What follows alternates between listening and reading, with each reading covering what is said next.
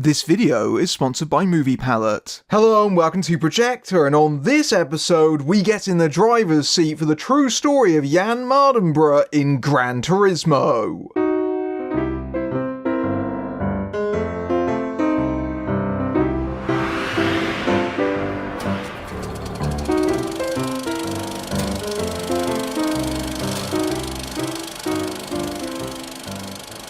Jann Mardenborough, played by Archie Madekwe, is a competitive Gran Turismo gamer who hopes to transfer his skills to becoming a racing driver, to the disapproval of his father Steve, played by Jann Mardenborough. But Jann gets his chance when Nissan marketing guru Danny Moore, played by Orlando Bloom, launches GT Academy to turn the game's best players into actual professional drivers, and Jann wins a place. Under the grueling training of Jack Salter, a former driver turned mechanic, played by David Harbour, Jann survives being eliminated from the academy, but discovers the real thing will push him to his limits if he wants to prove his legitimacy. Gran Turismo is the latest from Sony's PlayStation Productions. They've been trying to turn their video game properties into big screen films. Of course, just last year we had Uncharted. Now you must be asking yourself, how exactly can you turn a racing sim into a feature film? And the answer is, technically you don't. What you actually do is tell the story of GT Academy, or more specifically, its most successful alumni, Jann Mardenborough, who became a well-known racer in his own right. And if you've seen the non-stop trailers for this movie over the past summer,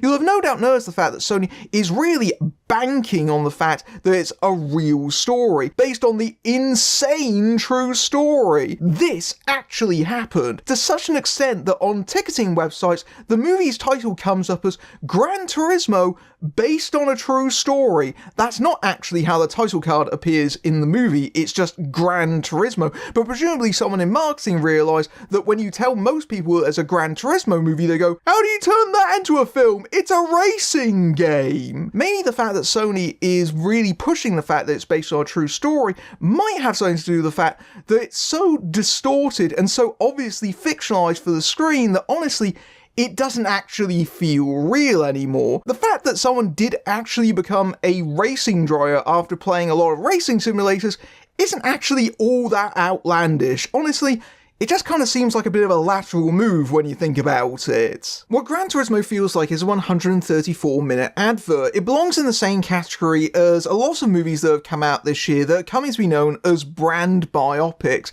and they're movies that are basically corporate histories of the companies that they feature, and many of them feel like they're almost promotional for them, even if they're not directly involved in the process. For example, I quite like the movie Air, which came out a few months ago, but that definitely felt like a Nike-endorsed history of the Air Jordan's creation, even if Nike didn't technically endorse the movie. It still felt like that was something that was trying to create a legend around the product and the company and the brand that it was featuring, and Gran Turismo feels like that. It feels like something that is trying to create a legend around not just the game itself, but also around Mardenborough and tying the two together. The other big difference between Air and Gran Turismo is that I liked Air a lot more than I do Gran Turismo. Air works as a movie, Gran Turismo kind of doesn't. The main reason why it feels mostly like an advert is because there is so much product placement all throughout. Obviously, you've got Sony and PlayStation featured prominently. You've got Nissan, who was very much involved in GT Academy. It was meant to be a cross-promotion with them, and so they're actually a part of the story, and so Nissan is featured very prominently, to the extent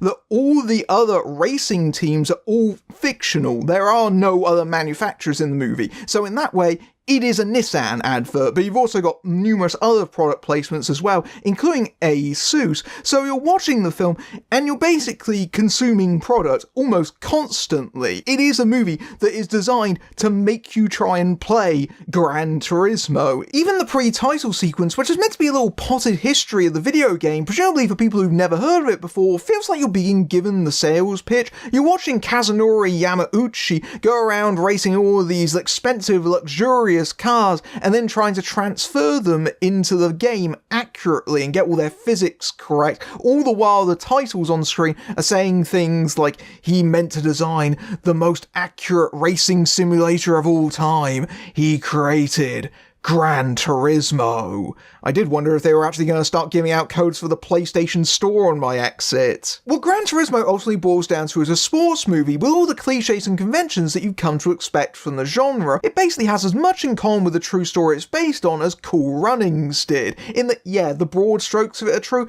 but there's a lot of dramatic license, shall we say. So try to imagine Cool Runnings if you replace John Candy with David Harbour, if you replace Jamaicans with sim racers, took out most of the jokes, and also most of the fun along with it. That's Gran Turismo in a nutshell. It's a wish fulfillment fantasy for gamers in that Mardenborough is characterising the film as spending every single waking moment he possibly can playing Gran Turismo on his PlayStation upstairs, as he thinks that'll get him closer to his dream of becoming a professional race car driver, much to the chagrin of his father Steve, played by Jann Mardenborough, who is a former professional footballer who had his own dreams quashed and has become a railway worker, and he doesn't really want the same thing for his son. He's frustrated at the fact that he thinks that Jann has his head in the clouds, he has unrealistic expectations. But this relationship between Jann and his father could have been the backbone of a much better movie.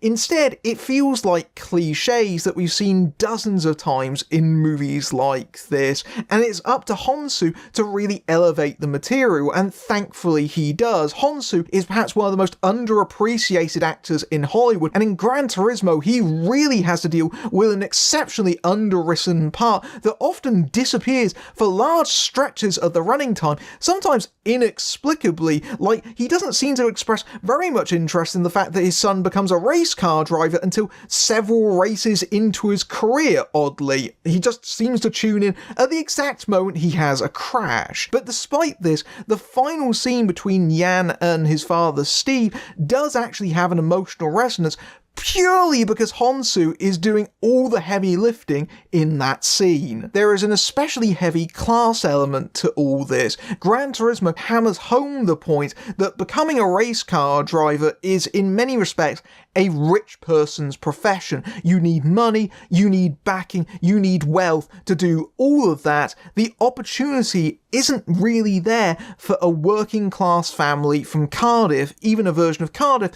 where no one seems to speak with a Welsh accent. And so Gran Turismo purports itself as being egalitarian, that video gaming is essentially opening up the opportunity to become a professional race car driver to the masses. Again, there's that kind of sales pitch, ad narrative that if you game hard enough, your dreams will come true. The movie further fuels this class element with a fellow driver named Kappa, who is meant to be the film's antagonist. Not that a movie like this really needs an antagonist, but it gets one anyway. He's meant to be a spoilt, rich brat who just goes around derisively calling Jann Sim Racer. But the fact the movie leans so heavily on Jann being a gamer speaks to the heart of one of the real problems with the movie, in that Jann isn't all that compelling as a central figure. I can't speak for Mardenborough in real life, but I have tended to find that race car drivers are not very scintillating personalities off the track, but Gran Turismo barely even tries. The only real personality that Jann seems to get in the entire movie is that he listens to Kenny G to calm down before races. Otherwise, he's largely defined by being a gamer who wants to become a racer, and he spends half the movie chasing around a girlfriend that could have easily been cut out of the movie without it losing anything. There isn't all that much to play on the page, but Archie Madekwe's performance doesn't help matters, in that I found him very flat and stilted at times. He doesn't really bring any charisma to the table to actually elevate him, and that's kind of the point in some ways. In the movie brings up the fact that because he's not come from this elevated background, he's not screen ready. He's not someone that you could plonk in an interview and he'd give good answers. He'd just be flat and monosyllabic, but he never graduates beyond that. He never seems to develop other than just wanting to fulfill his ambitions. It's a very one-note role. It's something that actually means that Madekwe gets very much outshined by pretty much everyone around him. Although in Madekwe's defense, I don't think anyone could really do much with the terrible dialogue he's given by the script. At one point, I had to suppress giggles as he complains over a voice chat, "My dad doesn't understand my lifestyle." Oh, boo-hoo, you are not persecuted for being a gamer. Also, I'm going to mention this here because I can't think of any other place to mention it, but Yann's mother is played by Jerry Halliwell Horner of all people, which is a really weird and distracting casting choice. I'd imagine the reason she got this role has something to do with the fact that she's part of Red Bull Racing, so it has that connection there, but even so, it's very odd, not least of which because she's not a very good actor. She's very wooden, despite the fact that she's definitely been acting for over 2 decades now. The scene where she reacts to Yann's crash later on, that's almost unintentionally funny in how bad Halliwell is in that scene. If anything, the film really belongs to David Harbour as the former racer with a tragic backstory who becomes a trainer at GT Academy, pushing the attendees to their limits, drill sergeant style. Harbour brings the right level of snarky humour and commentary to elevate a mentor character. He joined largely because it's the only offer he's got, but not because he's convinced by it. He's very sceptical of the idea of training gamers to be race car drivers, not least of which because he thinks that someone is probably going to die, and the only reason that he does stick around is largely to try and stop that. Over the course of the movie, he gradually starts to think, oh, there might actually be something to this, and especially to Jann, he does think that there is actually a talent to him. Yes, in some scenes, I think that he's playing up that cynicism a little bit too much, but Harbour does his best with it, and arguably he's the best thing about Gran Turismo. And that's even in the face of really goofy scenes like when Jann crashes with him in the car beside him, and Jann, in his defense, exclaims, "It wasn't me, it was the car, the brakes are spongy." And it turns out that's accurate. The brakes were in fact spongy. It wasn't his fault. You see, he knew that because he's such a good gamer, and Gran Turismo is so accurate with the physics that he can tell that an actual real-life car has the wrong mechanics in it, which is completely preposterous, but it's meant to be the big turning point moment for Salter as a character, and maybe realises, this kid actually knows what he's doing. And then there's Orlando Bloom as the Nissan ad executive who comes up with the idea for GT Academy, a fictionalized version of Darren Cox, who actually came up with the idea in real life. Bloom spent a lot of his early scenes trying to convince Japanese executives to go with the idea. Young people aren't buying cars anymore. They're far more interested in ride shares and things like that. We need to aim at gamers because that's where the audience is. What if we turned gamers into racers? ?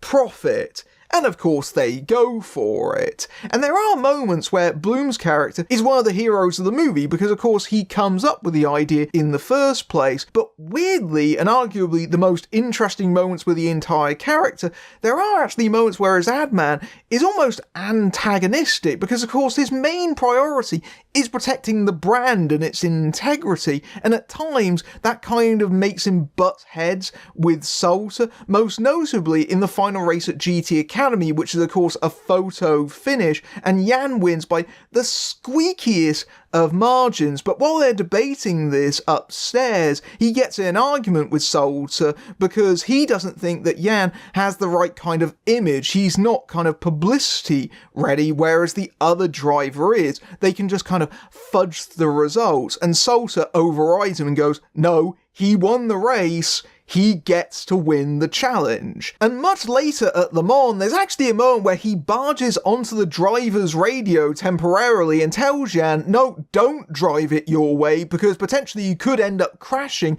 and ruining Nissan's brand in the process. And Salter has to physically push him away from the radio because he's not supposed to be on that line in the first place. He is way overstepped the mark. But these two moments kind of happen almost at random, but again, it feels like the film isn't committed to making him kind of an antagonistic figure fully. But the main appeal of a Gran Turismo movie is the racing scenes, and I would argue that's actually a bit of a mixed bag here. The film is directed by Neil Blomkamp, who made his name with District 9 way back when, but failed to follow up that success with a series of increasing disappointments like Elysium and Chappie, and then got stuck in a long period of development hell, including his Alien project, which never came to fruition. He only resurfaced recently with Demonic, which was absolutely critically torn apart. His work on Gran Turismo very much feels like a director for hire job. He feels like a journeyman for a lot of the non-racing scenes,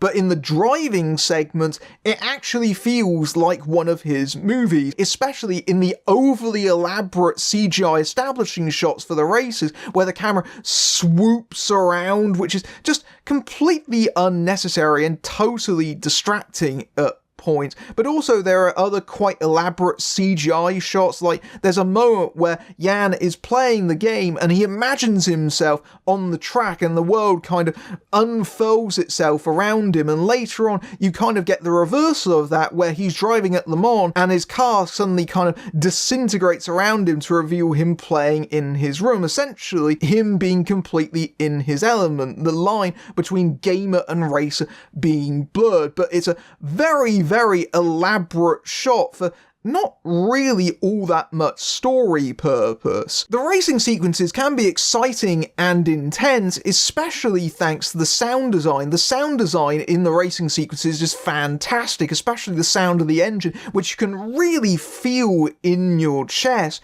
But my problems largely comes down to the editing and the way they're photographed, in that I don't think they tell an intelligible enough story, and it's clear by the fact there is so much visual identification for the audience to try and aid them in what's going on in the sequence. For a lot of the races, Jann actually has a position marker above his car tracked onto it, but then there'll be other moments where they just freeze frame and in completely plain font just tell you his position and how many laps there are in the race. They couldn't have just put it in the game's font just to make it feel consistent. It feels like two different communication strategies at the same time, and it reveals that there was obviously problems in trying to make it clear to the audience what's going on, and really that shouldn't be happening. Visually, we should be able to read how he's doing in the races, and the fact they're so reliant on text screens is a failing on the movie's part. Blomkamp integrates some other video game elements, including the third-person perspective that you'd be instantly familiar with from a driving game, where the camera's hovering over the car and you can see this extremely wide-angle view of everything that's going on around it, which in a film is a really bizarre choice of angle. That kind of God's eye view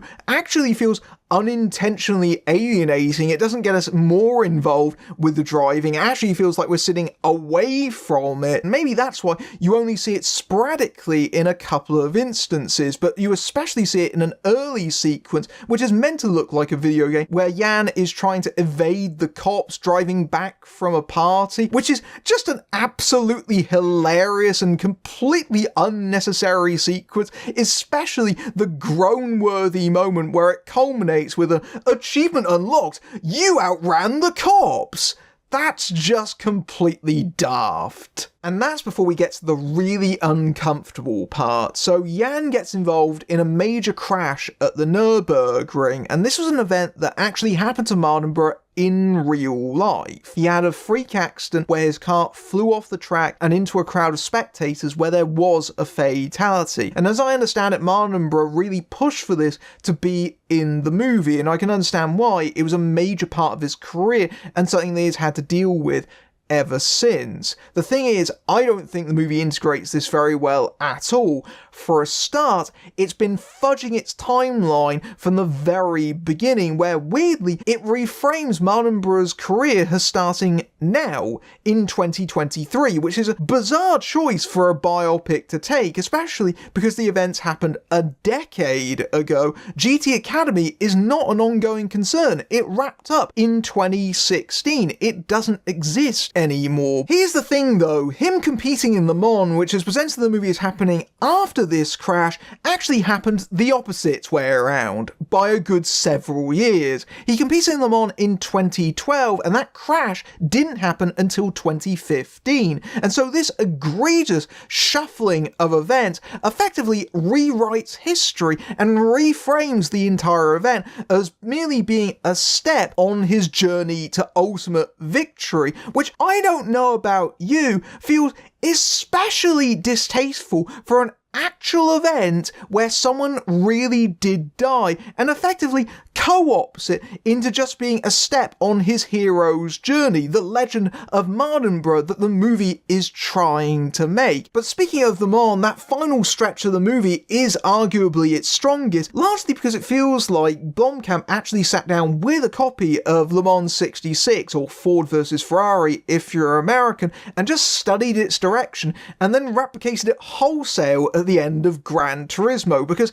it's very striking how similar the two movies look in terms of their Le Mans sequences, even accounting for the fact that they're covering the same race, albeit in two completely different time periods. That does mean that the Le Mans race feels a lot clearer in terms of what's happening in it, and in terms of tension and jeopardy and stakes about it. You actually feel yourself getting invested in the race in ways that you maybe didn't earlier in the movie. Because it's such a long race though, it does bloat out the running time. The last 30 to 40 minutes of Gran Turismo is effectively covering Le Mans, and so by this point I was actually getting a little bit tired of the racing sequences, because there had been quite a lot up until this point, and then we get a very long race at the end of the movie, and certainly I found that a bit draining after a while. And also, if you keep listening to motor noise, it does have a tendency to kind of drive you to sleep a little bit. I was kind of having to fight that urge as well, but nevertheless, I do think this final race is by far the best directed in terms of all of them. I'll be the first to admit that I've probably been quite hard on Gran Turismo here, because it's not a terrible movie, co-opting of a tragedy aside. It is actually a fairly watchable one. I mean, yes, the script is cheesy, but so is a lot of sports movies. It's a very formulaic genre, but when done well, it can be engrossing. And there are moments where Gran Turismo does actually pull into top gear, especially when David Harbour's around and in some of the driving sequences. But it's not a great racing movie, and it isn't Ford versus Ferrari as much as it tries to emulate that movie, especially in the final act. And I do wish that it didn't feel so consistently like a Sony advertisement. But the thing is, it gears itself towards its respective audience, and clearly it wants to cultivate gamers and petrol heads, and if you fall into those two brackets, then chances are your mileage might very much vary. You've probably seen this swish thing in the background of the entire video. This is a movie palette. It takes the colour tone of an entire movie and turns it into this artwork. So each of these lines represents a scene or sequences from the entire movie. In this case, this is Terminator 2 Judgment Day. And if you would like a movie palette of your own, then you can go to moviepalette.com and use the code FILMBRAIN15 to get 15% off your order. And thanks again to Movie Palette for sponsoring this video. If you like this review and you want to support my work, you can give me a tip at my Ko-fi page, or my YouTube Super Thanks feature, which is right below the video, or you can buy some of my merch from my TeePublic page, or you can get in the driver's seat at my Patreon, where you can see my videos early among other perks, including access to my Discord server, or you can simply like, share and subscribe. It all helps. Until next time, I'm Matthew Buck, fading out.